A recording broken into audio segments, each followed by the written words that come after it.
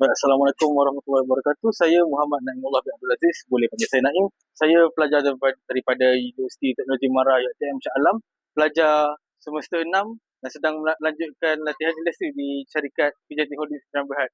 Selama hampir 2 bulan saya jadi sebagai pelajar latihan industri di sini, banyak benda yang saya dapat belajar. Contohnya di sini, di site ini saya ditugaskan untuk supervising, mengurus, memerhati dan memeriksa segala kerja-kerja yang ada di sini. Supervising dalam maksud supervise pekerja, memerhati dalam maksud tengok pekerja buat kerja dan memeriksa kualiti setiap kerja yang dibuat oleh pekerja. Bagi saya, ia satu pengalaman yang bagus, terutamanya buat saya. Tiada pengalaman dalam industri ini, industri pembinaan ini. Di syarikat ni, saya diberi peluang secara jelas, secara on-site.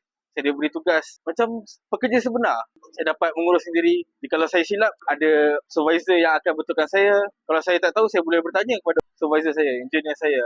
Oleh itu, satu pengalaman yang menarik untuk saya. Dalam masa sama boleh menambah pengalaman saya dalam industri ini.